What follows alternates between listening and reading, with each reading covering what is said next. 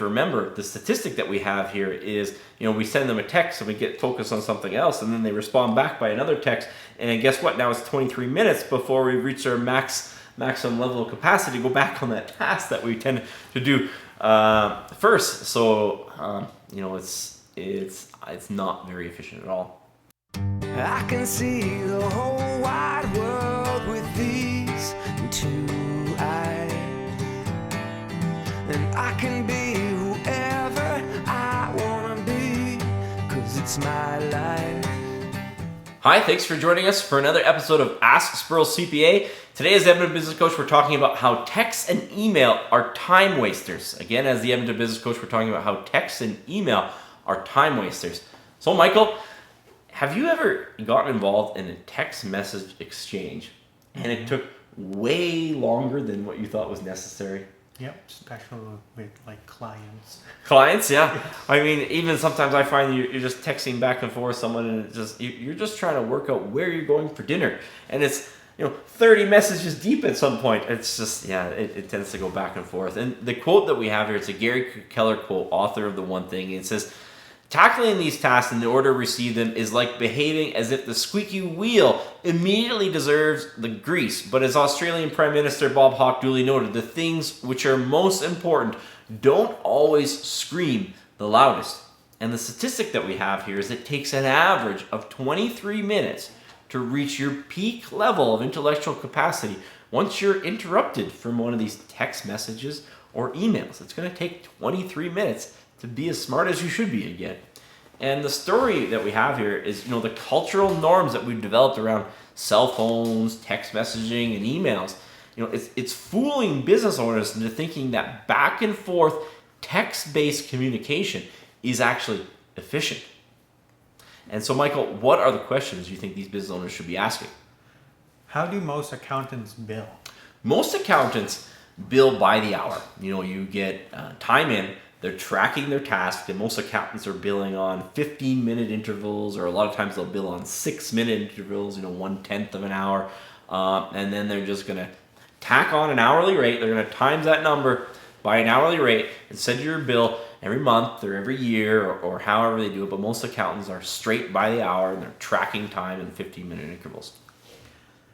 How long did you track your time in increments of 15 minutes? I'm regrettably can admit that I track my time in increments of 15 minutes for 10 years of my life.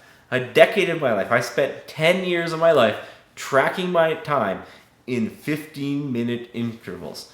It is an exercise that I'm not that proud of today, but it actually happened. So I have 10 years of experience, a decade of experience in tracking my time in 15-minute intervals.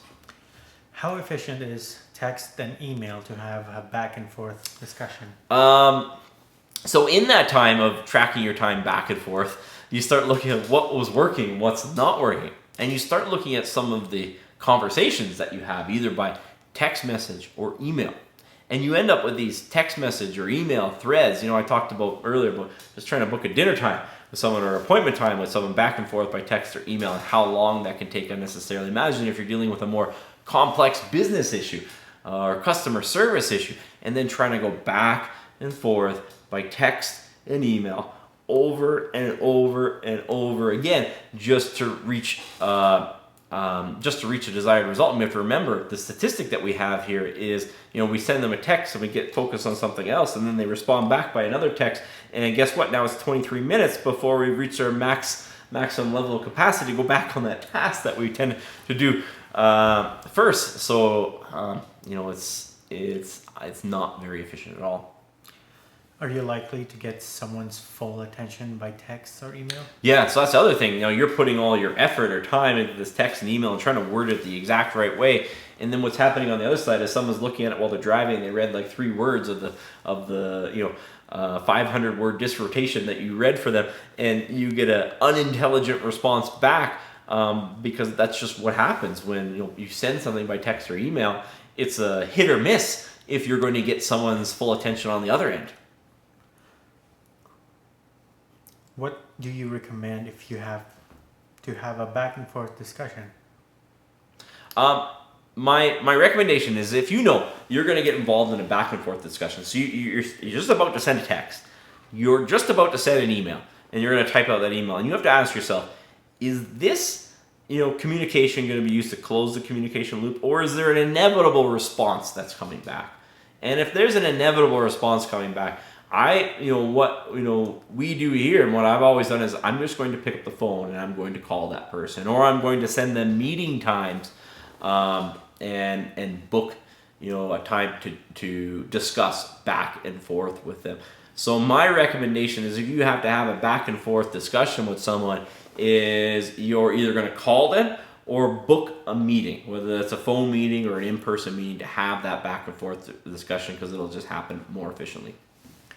Are you more likely to influence someone in person or on the phone than by text? So so if you want to influence someone, let's say that you even have their full attention, you can guarantee that they have their full attention, which you can't, but even if you could guarantee that person your full attention, if you have to influence them in any way, shape, or form, so if you're someone trying to sell them something, or even if you're one of their service providers, and you're trying to convince them that why this is a better idea, or explain to them how this works, you're going to have greater power of influence by phone or by phone or in-person meeting. And there was a sociological experiment, years and years ago. I think they call it the Milgram experiment, where they had a physician, and he was trying to convince people to administer electric shocks, and they monitored how effective he was on getting him to deliver these electric shocks to people, whether he's in another room or on the phone or sitting right beside him. And the closer in proximity that the physician got to the person he was giving instructions to, the more likely that person was to comply. So if you can have a phone discussion or an in-person discussion in place of a back and forth email exchange, you're going to have more success in trying to influence that other person. Is written text a better tool to confirm what was discussed? Yeah, so written text is a very powerful tool. It's inefficient to engage in discussion, but it is extremely efficient and useful to confirm what was said, because a lot of times what was said can get misconstrued over time, or it can change over time. But once you've reached that decision, that consensus, if you will, written text is extremely powerful to confirm it, to set it in stone from this date forward. This is what we did on this issue. This is what we discussed on this issue. Written text is phenomenal for that. Should you be working out of your inbox or from a schedule? Yeah, so you should always be working from a schedule. So text and email, it can just be this mindless, senseless drip, and you can end up, communicating back and forth on issues that really aren't the most important issues. I mean, quite frankly, they don't matter. Your organization isn't going to succeed or fail based on the outcome of this issue, but they're the person who emails you back first, so you respond back to that first. That shouldn't be how you're allocating your time. You should be allocating your time planned out on a schedule, which is based on all the initiatives that are going to move your organization forward quicker. Should be prioritized in your schedule. And you should not be working from your inbox. That should not guide your day. You should not get up in the day and look at your inbox and start working from your inbox. You should have a schedule laid out, and checking your inbox, should just be one time on your schedule. Is it okay to respond to an email with a phone call or meeting times to discuss? Yeah, so a lot of times that's the move. You're going to get the email, you're going to get that text message, and you know that as soon as you see this thing, you're like, this thing is going to take forever. We're going to go back and forth on this thing. There's no way I can write one email and close this communication loop. So it's just, you don't have to respond by that same medium that they gave it to you.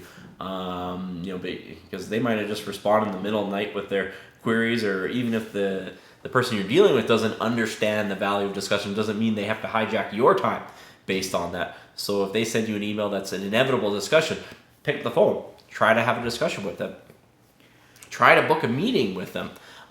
Even you can send them meeting times. And when it comes to booking meeting times by email, don't just send them one. Send them your next 10 available meeting times. You'd be surprised how many people will pick one, and you won't go back and forth about meeting times.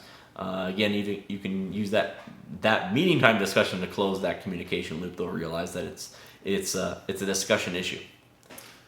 Once you can afford it, how should you delegate email or text? Yeah, so we know now that, it takes 23 minutes to reach your peak level of intellectual performance once you've been interrupted by a text message or email. So if you want to be a company that's at the top of your game, inevitably as you get bigger, you're going to get more text messages, you're going to get more emails. If you want to be operating at a perpetual level of stupidity, you can keep trying to check that yourself, but the problem with that is your competitors might not be. Your competitors might be operating at 100% their intellectual capacity, and they might be perfecting their product or service, in their cave or in their office, uninterrupted, and getting better and better every single day. So you should delegate that. You should delegate that email. And one of the steps that it generally takes is and this will be controversial, and you're going to see so many small businesses that do this wrong. You're going to create one email for the company. You're going to create an info@company.com, and everyone who gets email is going to get emailed through that one box. And you look at that and say, that's not how we do it in my business. That's how we don't do it in that business. But then I encourage you, look at companies bigger than you. Look at, Apple. Let's say you want to email the guys at Dropbox or Apple. Do you get an email for the particular technician at Apple, or do you get a generic email? Just a generic email. They give you a generic email because they figured this out already. They figured out that you can't have all of your employees, or even worse, the business owner, getting interrupted all the time by emails back and forth. So you have to find people who are going to, you're going to say, hey, these are the people that I'm going to basically sacrifice, as they're going to be distracted. That's their job, to get distracted and respond back as efficiently as possible. And I'm going to insulate not just the owner, but we're going to insulate other employees too, so they're not perpetually distracted by text or emails. So as soon as you can afford it, you need that assistant.